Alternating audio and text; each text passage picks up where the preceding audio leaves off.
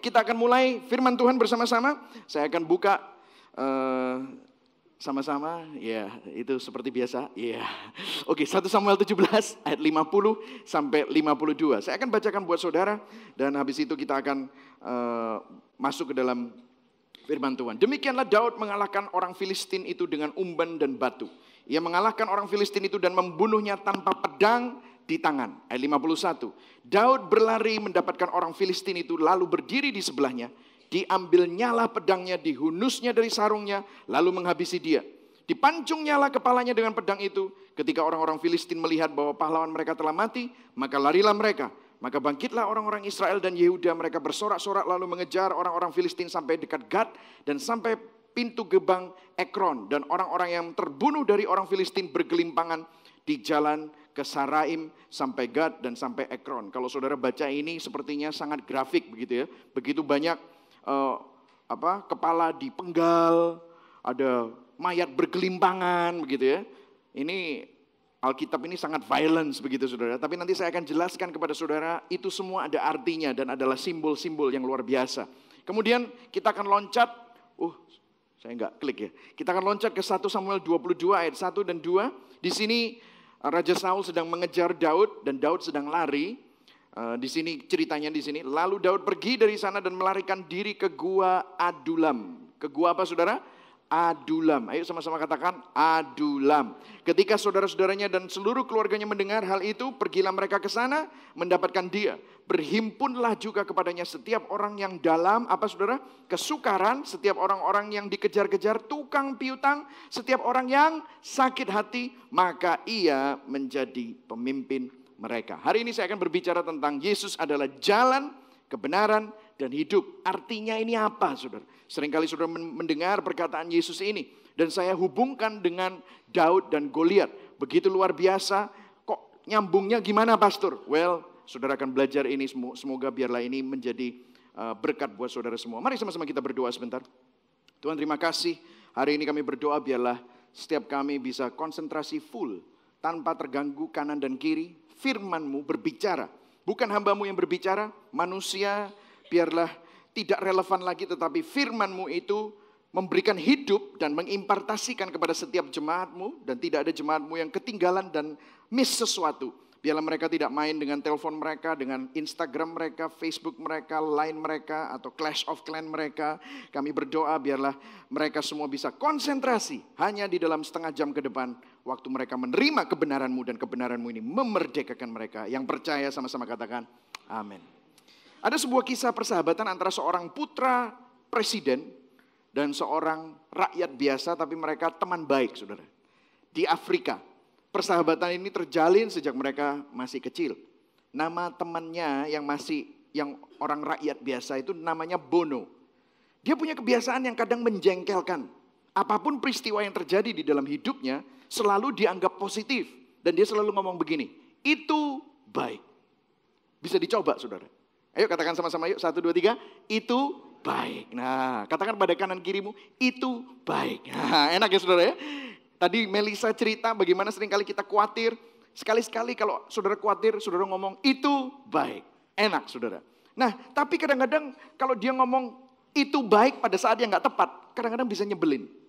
Iya gak saudara? Kadang-kadang orang-orang yang terlalu positif begitu kan nyebelin. Nah begitu juga dengan Bono. Ya, kata-katanya selalu bilang itu baik. Nah satu hari saudara, mereka pergi berburu. Nah Bono ini menemani sang putra presiden untuk berburu. Tugasnya Bono itu membawa senapan dan mengisi senapan itu dengan peluru supaya selalu siap kalau mau digunakan saudara. Nah entah kenapa mungkin belum terkunci dengan sempurna, senapannya waktu diserahkan tiba-tiba meledak saudara. Dan pas kebetulan sang putra presiden itu tangannya yang satu pegang senapan, yang satunya ini di depannya senapan sehingga jempolnya ketembak saudara. Sehingga putuslah jempolnya. Sehingga dia gak punya jempol lagi saudara. Wah masuk rumah sakit, semua orang kaget. Yang disalahkan Bono. Ya kan? Terus putra presidennya ini mulai cukup sebel lah. Gimana gitu. Nah akibatnya cukup fatal. Terus ditanyain, Bono kamu itu gimana sih? Tetapi dengan kalemnya Bono berkomentar, apa saudara? itu baik. Wah gitu saudara. Kontan sahabatnya marah, teman-temannya marah, bapaknya juga marah. Akhirnya tanpa babi bu mereka naik pitam. Kemudian jempolku ini putus tertembak malah dibilang baik. Ini gimana sih? Kali ini kelakuan Bono tidak dapat dimaafkan. Ia dijebloskan ke dalam penjara saudara. Wih di penjara. Gak berapa lama sesudah itu sang putra presiden ini pergi berburu lagi. Tetapi dia berburu dengan tim dan tidak ada Bono. Sayangnya karena terlalu asik berburu dia tersesat di hutan dan terpisah dari timnya. Dan dia ditangkap, waktu tersesat sendirian dia ditangkap oleh suku primitif. Dan dia diikat, dia dibawa ke desa dari suku primitif itu. Dan dia mulai sadar, kayaknya ini suku primitif ini kanibal. Karena sedang menyiapkan makanan, ada supnya mau dibakar, dia dijadikan manusia guling saudara ya. Saya nggak tahu apa yang terjadi.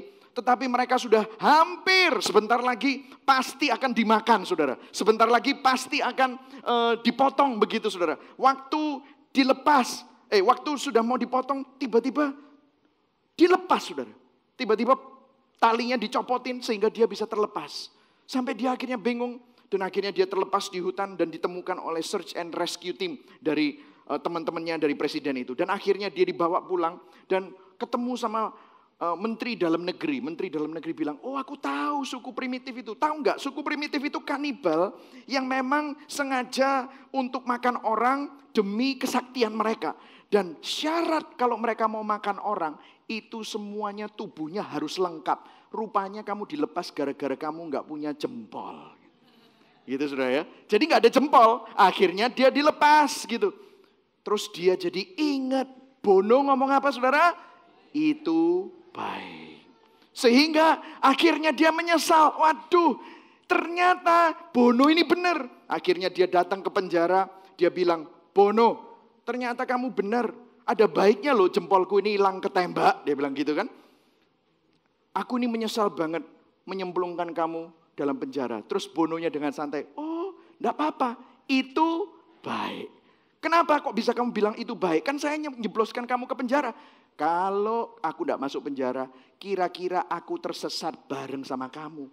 Lah kalau aku tersesat bareng sama kamu, jempolku lengkap, kakiku lengkap, aku yang dimakan, bukan kamu. Saudara. Halo, seringkali kalau kita menghadapi sebuah situasi yang sepertinya begitu susah, begitunya beban, berat. Kadang-kadang kita nggak bisa lihat, tetapi Allah turut bekerja dalam segala sesuatu untuk mendatangkan kebaikan.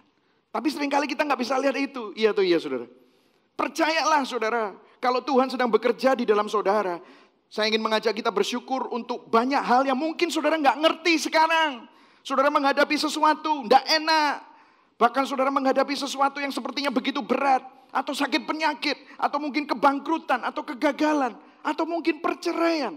Itu mungkin gara-gara saudara sendiri. Tetapi Allah turut bekerja dalam segala sesuatu untuk mendatangkan kebaikan. Yang pasti Tuhan itu bekerja untuk kebaikan.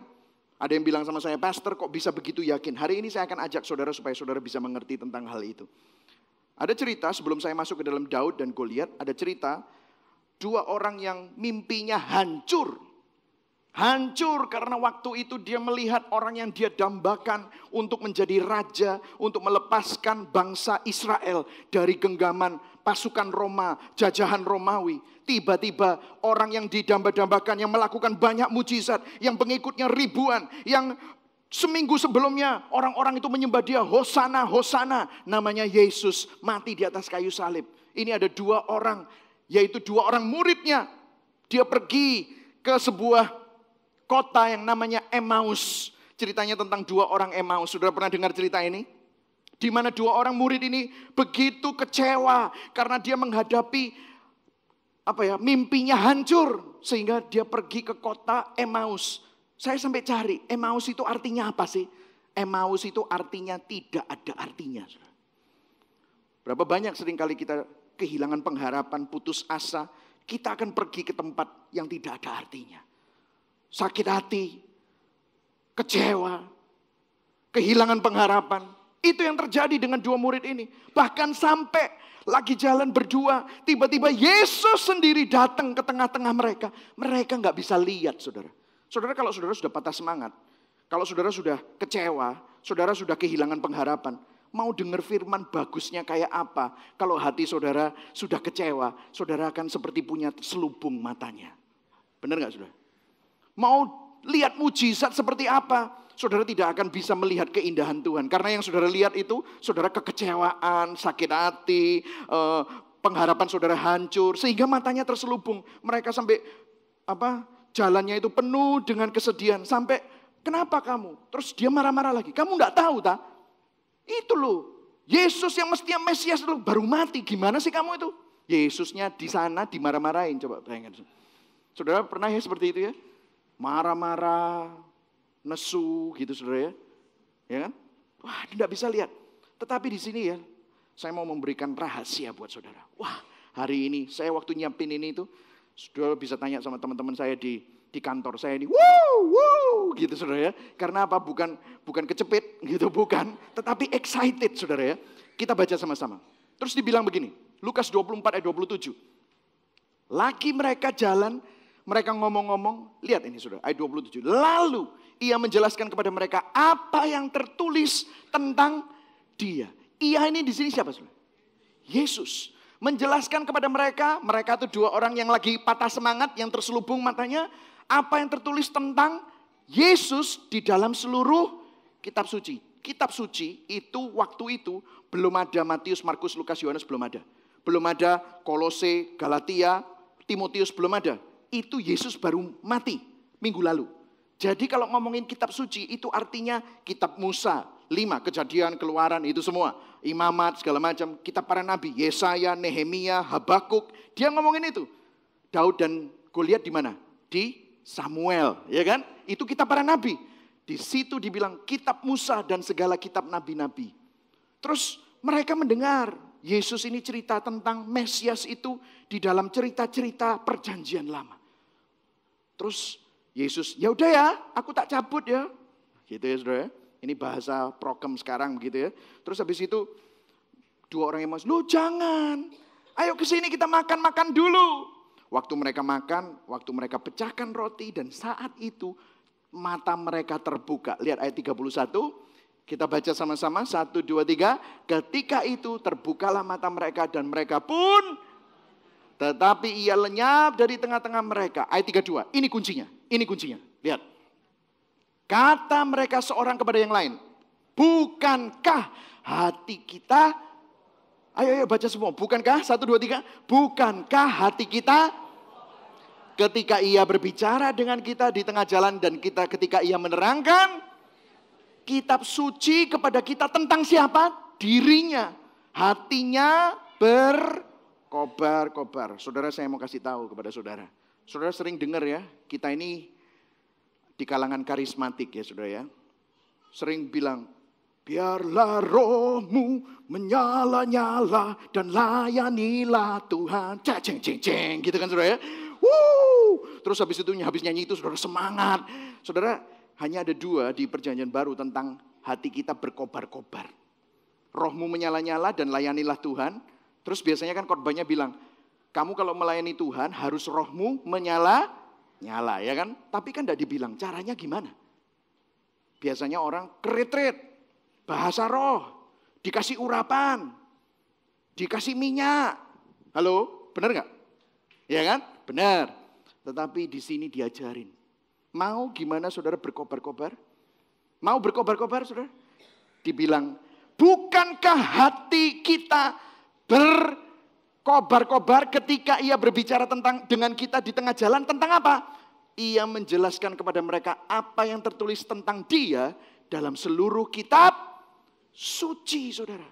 Ada firman yang berkata begini, Kolose 2 ayat 17. Saya perlu menjelaskan ini sebelum kita masuk Daud dan Goliat ya. Semuanya ini hanyalah apa saudara? Bayangan. Katakan sama-sama bayangan.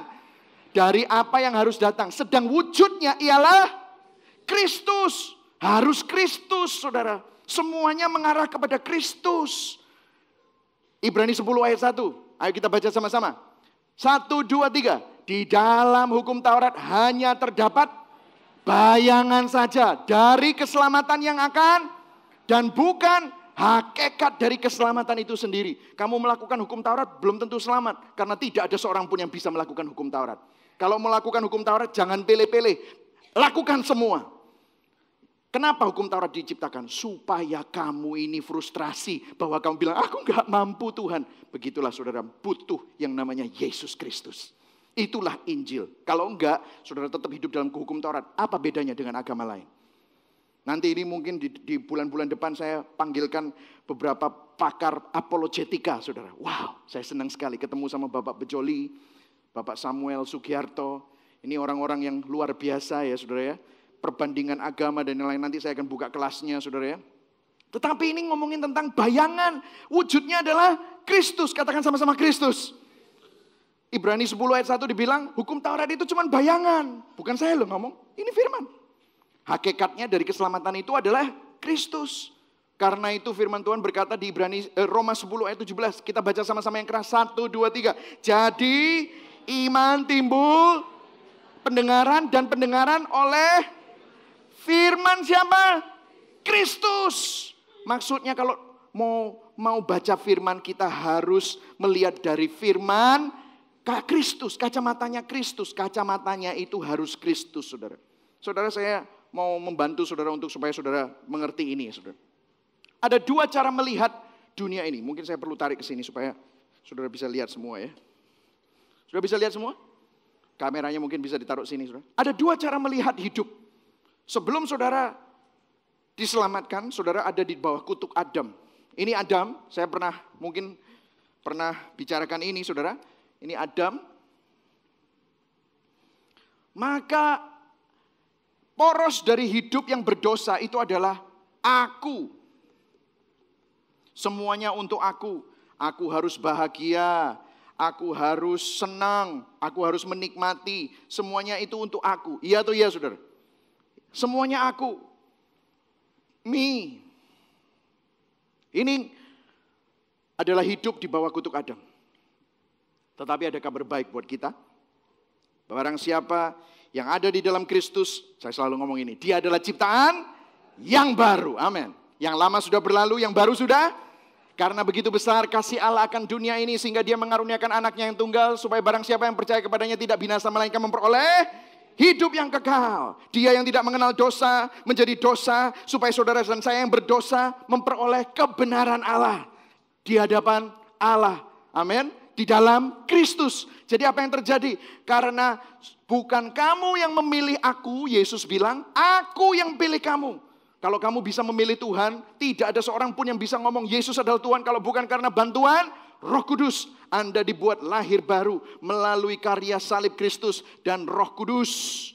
Ini yang terjadi sehingga saudara dari aku yang mati, aku yang gelap, aku yang tidak bisa memilih Tuhan, aku yang penuh dengan kutuk dan dosa, tiba-tiba sekarang menjadi lahir baru.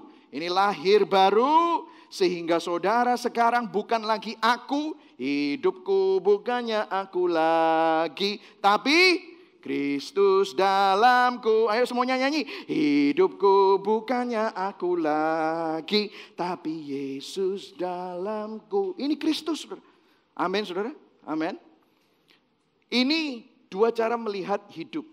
Karena dulu waktu saudara belum kenal yang namanya Kristus, saudara semuanya tentang aku. Aku. Ya kan, saudara? Nah, ini bukan cuma hanya melihat hidup, saudara. Tetapi juga melihat firman, Alkitab. Kalau saudara melihat Alkitab, itu gak cuma hanya melihat seperti melihat bacaan, buku. Bukan, saudara. Tetapi saudara melihat bahwa ada sesuatu yang berbeda. Gini, saudara. Sekarang kalau saudara melihat Alkitab, seringkali kita sudah di sini, mestinya di sini. Kalau saya tanya, Pak, Bapak sekarang atau Ibu, Bapak sekarang sama Ibu, siapa yang jadi poros kehidupan saya? Anda. Oh, Kristus dong. Tetapi seringkali yang terjadi adalah kita melihat Alkitab bukan dari kacamata Kristus, tetapi dari kacamatanya aku, me. Sehingga kalau saudara misalnya, saya kasih contoh ya, saya kasih contoh. Mungkin saudara mulai iki ngomong nopo sih, gitu saudara ya. Tak kasih tahu saudara ya. Ini saya kasih contoh nih, saya kasih contoh, oke? Ada firmannya, Yohanes 14 ayat 6 sampai 7 ini adalah tema kita. Kita baca sama-sama yang merah ya. Kata Yesus kepadanya, "Akulah jalan dan kebenaran dan hidup." Saya bisa minta Abel keluar. Nah, Abel ini seorang instruktur cheer gitu saudara ya. Artinya saudara firman ini, katakan sama-sama lagi yang merah, 1, 2, 3. Akulah jalan, kebenaran dan saudara, artinya saudara, Yesus itu bukan contoh. Yesus itu bukan panutan. Wih, jangan dilemparin batu dulu saudara. Yesus itu bukan panutan. Sekali lagi, Yesus itu bukan panutan. Yesus itu bukan contoh. Yesus itu bukan hanya guru. Yesus itu bukan hanya teladan. Yesus itu bukan nabi.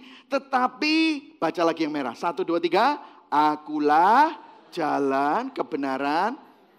Nah, banyak orang gak ngerti. Ayo, Bel, sini. Nah, dia ini instrukturnya cheer. Kalau cheer itu ada gerakannya. Dia ngajari orang lain ngikuti.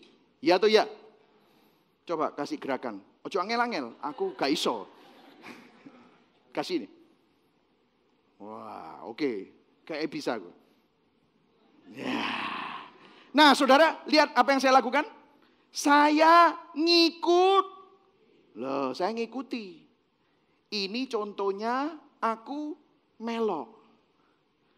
Tetapi ini bukan yang dikatakan loh. Nangkap saudara. Saya kembali ke sini. Kalau saudara melihat firman, saudara melihat firman itu tentang saudara atau tentang Kristus? Ngomongnya tentang Kristus, tetapi cara pikir Anda masih di sini. Kalau misalnya tentang Daud sama Goliat, kalau Anda berpikir, aku mesti kayak Daud nek ngono ya, berarti kamu mesti berani seperti Daud. Kamu mesti berusaha menang lawan Goliat. Halo?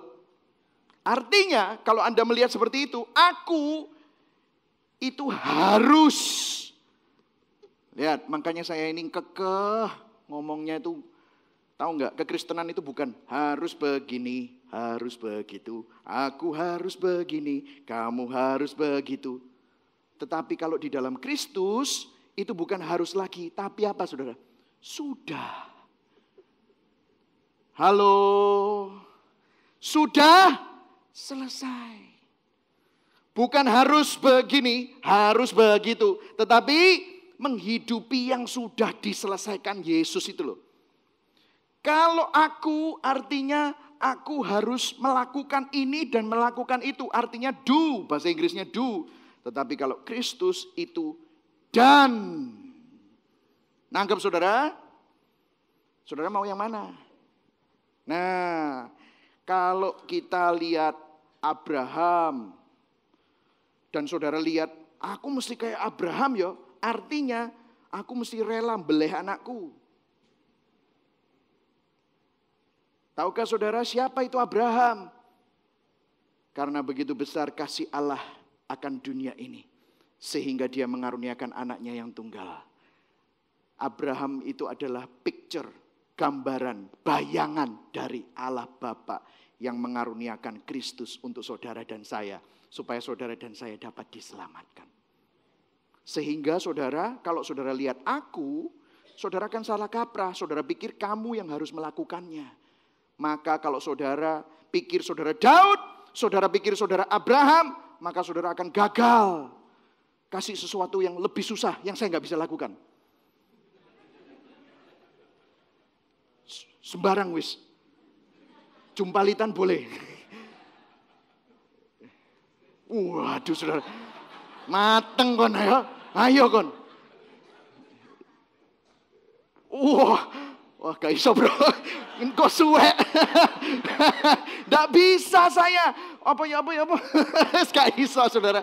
Saya disuruh gitu ya gak bisa saudara. Tahukah saudara, semua yang dikatakan di perjanjian lama itu adalah sesuatu yang impossible kalau bukan karena kasih karunia Tuhan yang memampukan para tokoh itu untuk bisa mengalahkan raksasa, memberikan anaknya, nggak bisa. Nah sekarang saudara mestinya bukan gini, ayo yang tadi aja, ayo ya 1, 2, 3. Nah, ini kalau ini kan ya nek gampang ini ya iso aku rek gitu loh. Tapi saudara, mestinya ini bukan aku, tetapi Kristus. Tahukah saudara kekristenan itu bukan aku nyontoh Yesus, aku jadi mengikuti teladannya Yesus, bukan. Tetapi Kristus yang berkarya. Hidupku bukannya aku lagi, tetapi Kristus yang berkarya. Hidup di dalam aku. Amin saudara. Jadi mestinya ini epok-epok gampang ya. Ayo coba ya. 1, 2, 3. Nah, angel enggak saudara? Ya enggak.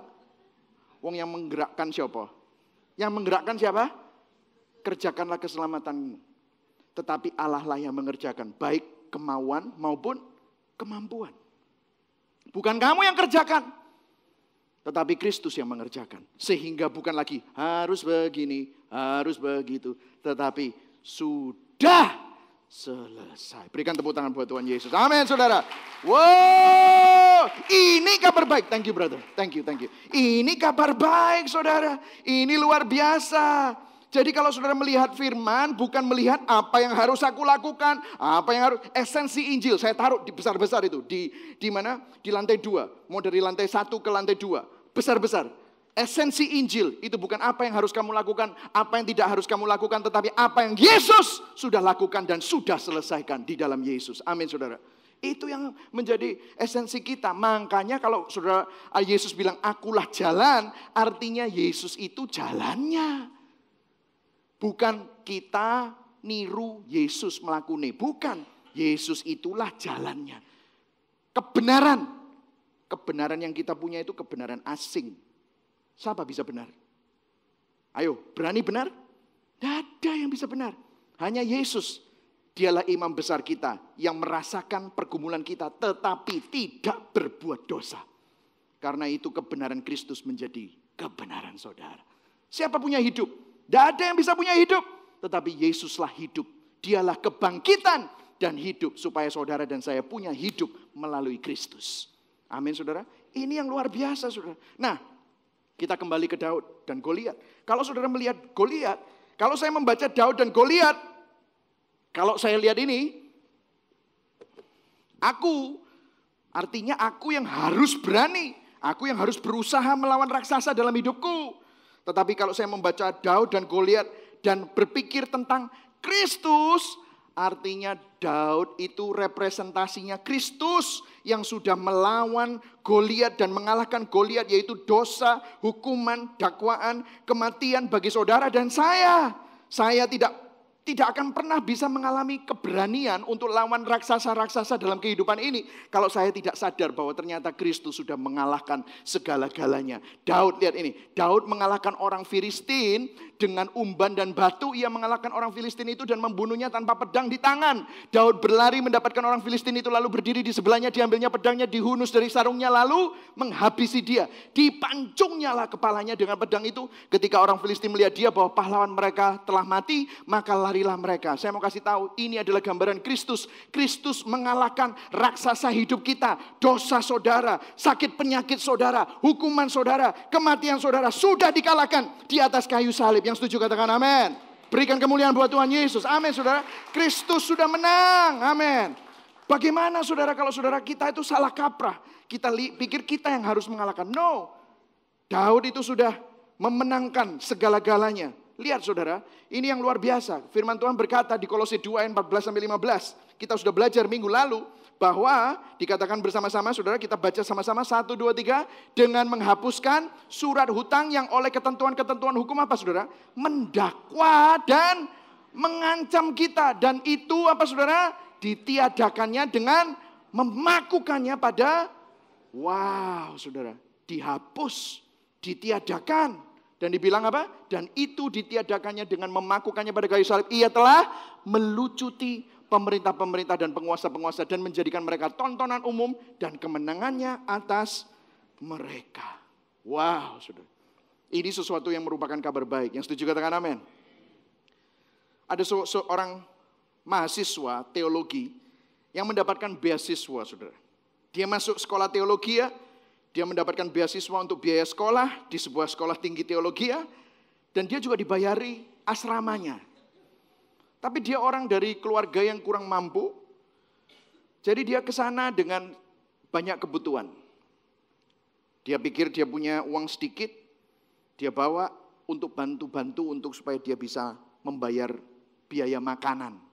Dia pikir dia akan kerja di perpustakaan, di komputer, tetapi karena kelasnya begitu berat sehingga dia nggak punya waktu. Karena kalau kerja di perpustakaan dan komputer itu perlu shift-shiftan. Nah, dia nggak bisa karena ambil kelasnya begitu banyak sampai dia akhirnya uangnya mulai menipis. Dia beli, dia minta temennya, minta tolong kalau temennya makan apa, ada ekstra sama dia dimakan gitu saudara ya. Dan dia sudah mulai habis uangnya. 1 bulan sekolah udah habis saudara pulang uangnya. Akhirnya dia mau coba tunggu di depannya McDonald. Siapa tahu ada orang yang berbelas kasihan dan memberikan dia burger gitu loh saudara. Sampai dia lapar. Waktu dia duduk di trotoar di depan McDonald, tiba-tiba ada 1 orang profesor yang dia kenal, yang membantu dia untuk orientasi di perguruan tinggi itu. Dia lewat, loh kamu ngapain di sini? Aku belum makan profesor, aku ini belum makan. Oh gitu tak? Iya aku mau cari kerja susah karena aku ambil kelas begitu banyak, aku tidak bisa kerja. Ya udah kalau gitu kamu tak beliin makanan deh. Oh profesornya luar biasa banyak. Mas saya profesor, terima kasih ya. Terima kasih dibeliin makanan. Waktu dia melihat dia makan terus, aku tuh rasanya waktu orientasi inget loh. Coba boleh enggak aku lihat kartu pelajarmu? Sama dia dikeluarkan kartu pelajarnya, dicek. Di baliknya kartu pelajar ada barcode-nya saudara. Terus barcode-nya itu punya kode spesial. Lah dia profesor yang bagian orientasi. Waktu dilihat kode spesialnya. Dia bilang, ya ilah bro, ini kamu sudah dibayari sak makane. Hah? Lah selama ini aku habisin duitku, aku berusaha ngeleles makanannya temanku. Iya, kamu itu sekarang pulang ke asrama, dibawa ada kafetaria. Ini beasiswamu nggak cuma asrama tok, tetapi ini juga termasuk biaya makan. Berapa banyak orang Kristen persis seperti orang ini. Sudah, tetapi dia pikir dia yang harus. Sudah dan, tetapi dia pikir aku yang harus. Harus begini, harus begitu. Saya nggak bilang perbuatan nggak penting. Tetapi perbuatan itu Tuhan yang memampukan saudara. Yang setuju katakan amin. Ya saudara. Lihat, 1 Samuel 17. Nih. Maka yang merah saja, baca sama-sama. 1, 2, 3. Maka bangkitlah orang-orang Israel dan Yehuda. Mereka ngapain saudara? Wow, bersorak-sorai. Sing menang sopo? Sing menang siapa? Orang Israel. Tapi yang bunuh Goliat siapa? Siapa yang bunuh Goliat? Daud. Tapi yang senang siapa? Yang ikutan menang siapa? Wow, orang Israel ikutan menang. Ini adalah gambaran gimana saudara? Kemenangan Kristus menjadi kemenangan saudara dan saya. Kebenaran Kristus menjadi kebenaran saudara dan saya. Inilah kekristenan. Bukan karena puasamu, bukan karena kerohanianmu, bukan karena kebaikanmu. Yesus pernah ngomong gitu, tidak ada yang baik. Cuma Allah yang baik. Wow. Kemenangan Kristus menjadi kemenangan kita.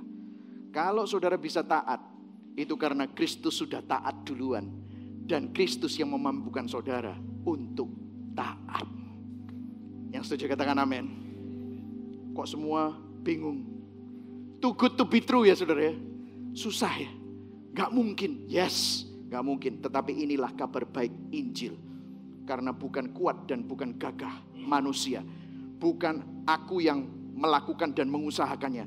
Tetapi Kristus yang sudah menyelesaikan segala-galanya. Berikan tepuk tangan buat Tuhan Yesus. Amin saudara. Amin saudara. Yang percaya katakan amin. Makanya Rasul Paulus bisa bilang gini. Maut telah ditelan dalam kemenangan. Hai maut, di manakah kemenanganmu? Baca yang hitam saudara. Hai maut, di manakah sengatmu? Sengat maut ialah dosa dan kuasa dosa ialah semakin banyak peraturan, semakin kon tambah dosa.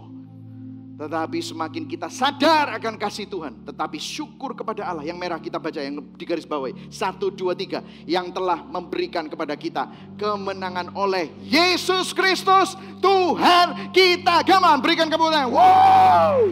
Bukan kuat, bukan gagah saya. Bukan kuat dan bukan gagah saudara. Tetapi oleh karena Kristus. Bukan lagi harus, tetapi sudah. Bukan lagi do, tapi dan. Amin. Katakan sama-sama dan. Dan. Bahasa Jawanya wena. Bar. Wis bar. Saudara. Amin saudara. Sudah selesai. Wow, luar biasa. Hari ini saudara. Saudara yang mana? Mau hidup yang mana? Ini? Atau itu? Saya percaya. Kalau kita melihat dari kacamata Kristus. Hidupmu jauh lebih nyaman. Bukan nyaman ya, damai. Karena saudara tahu, tangan Tuhan tidak pernah melepaskan saudara. Hari ini saya mau memberikan encouragement, semangat buat kita semua. Satu ayat yang terakhir tadi kita baca pertama-tama adalah 1 Samuel 22 ayat 1-2. Waktu saya baca ini saya sampai nangis di kantor sendirian. Karena saya benar-benar terharu. Saat itu Raja Saul sedang mengejar Daud. Dan Daud lari. Daud itu kan mestinya raja ya. Tapi dia dimusuhi oleh orang Israel saat itu. Daud lari. Persis ya. Yesus itu mestinya raja. Tapi banyak yang benci dia. Lihat. Ini bayangan akan Kristus. Dia lari ke gua yang namanya Adulam. Apa saudara? Adulam. Kalau saudara ingat nama Adulam. Ingatlah. Itu saudara dan saya loh. Adulam. Dan dikatakan di sini ketika saudara-saudaranya seluruh keluarganya mendengar hal itu, pergilah mereka ke sana mendapatkan dia. Waktu saya baca ini saya nggak bisa teruskan. Terus dibilang begini, berhimpunlah juga kepadanya setiap orang yang apa saudara? Dalam kesukaran. Saudara dalam kesukaran? Saya pernah dalam kesukaran. Bahkan sekarang pun kadang-kadang saya merasakan kesukaran. Terus setiap orang apa saudara dikejar-kejar tukang piutang. Saudara saya pernah sampai takut nyalain telepon ini, takut. Karena 1 jam saya bisa dikejar 5 penagih hutang di Amerika. Saya takut buka pintu rumah. Karena saya ingat rumah saya ada yang disita. Dibawakan polisi. Wow. Setiap orang yang sakit hati Adulam. Tapi saya terharu karena dibilang apa? Maka apa saudara? Ia menjadi pemimpin mereka. Daud itu siapa saudara? Lambang dari Kristus. Orang yang dalam kesukaran, dikejar hutang. Bukan ngomongin tentang hutang uang saudara. Kita ini hutang dosa. Hutang dosa. Orang yang sakit hati, kecewa. Dunia sudah mengecewakan kita. Tetapi Daud itu mau menjadi pemimpin mereka. Yesus itu justru cari orang yang dalam kesukaran, dikejar hutang dan yang sakit hati. Itu dia cari saudara. Firman-Nya berkata di Markus 2 ayat 16-17. Dikatakan, pada waktu ahli-ahli Taurat dari golongan Farisi melihat bahwa ia makan dengan pemungut cukai dan orang berdosa itu, berkatalah mereka pada murid-muridnya, mengapa ia makan bersama-sama dengan pemungut cukai dan orang berdosa? Yesus mendengarnya dan berkata kepada mereka, baca yang merah saudara, 1, 2, 3. Bukan orang sehat yang memerlukan tabib, tetapi orang sakit. Aku datang bukan untuk memanggil orang benar, melainkan orang berdosa. Saudara, saya nggak tahu apa yang terjadi dalam hidup saudara. Mungkin saudara merasa begitu berdosa, begitu jauh dari Tuhan, begitu tidak layak. Justru Yesus cari orang yang seperti itu. Justru Yesus peduli sama orang yang penuh dengan kesukaran, orang yang dikejar hutang, orang yang sakit hati, orang yang ada sakit penyakit, orang yang putus asa. Dialah mau menjadi pemimpin bagi saudara. Amin saudara. Gibeon, kenapa saya kok begitu kekeh? Selalu saya ngomong, saya gak peduli orang ngomong apa. Bisa dibilang sesat, gak sepaham lah. Who cares? Di sini bukan tempat untuk orang sempurna, tetapi Yesus yang menjadi jalan, kebenaran, dan hidup. Kebenaran kita bukan kita sendiri, tetapi Yesus yang sudah mati buat kita. It's all about Jesus. It's all about the gospel. Bukan kehebatanmu, bukan doa syafaatmu, tetapi Yesus yang bersyafaat buat saudara. Makanya saudara bisa bersyafaat. Yesus yang sudah beriman buat saudara, makanya kita bisa punya iman. Imanmu pun itu juga dikasih oleh Yesus. Jangan sombong saudara orang beriman. No, kita ini semua orang yang berdosa layak mati. Tetapi oleh karena kasih karunia Tuhan, saya, saudara, orang yang mestinya tidak layak, dibuat layak jadi Tuhan. Makanya saudara, saya selalu ngomong ini, di sini bukan tempat untuk orang sempurna. Kalau saudara orang sempurna mungkin bukan di sini tempatnya. Tetapi Yesus yang menjadi kesempurnaan kita. Kesempurnaan Yesus, kesempurnaan saya, kesempurnaan saudara. Kebenaran Yesus menjadi kebenaran saya. Saya berani mati untuk itu. Kenapa? Karena saya mengalaminya. Tidak sekalipun saya bangga, saya di tempat ini, saya bangga sama Yesus yang sudah menyelamatkan saya. Amin saudara. Mari sama-sama, biarlah kita melihat hanya pada Kristus, karena dia sudah. Katakan sama-sama sudah. Katakan sama-sama dan. Mari sama-sama kita melihat itu. Amin saudara. Mari sama-sama kita bangkit berdiri. Haleluya. Saudara diberkati malam hari ini. Amin. Berikan tepuk tangan buat Tuhan Yesus. Haleluya. Wow. Amen. Mari sama-sama kita baca ini. 1, 2, 3. Kata Yesus kepadanya, akulah jalan dan kebenaran dan hidup. Tidak ada seorang pun yang datang kepada Bapa kalau tidak melalui aku. It's all about Jesus. Amen. Terima kasih Tuhan. Mari sama-sama kita berdoa. Tuhan Yesus, kami mengucap syukur untuk kebenaran-Mu. Kami berdoa.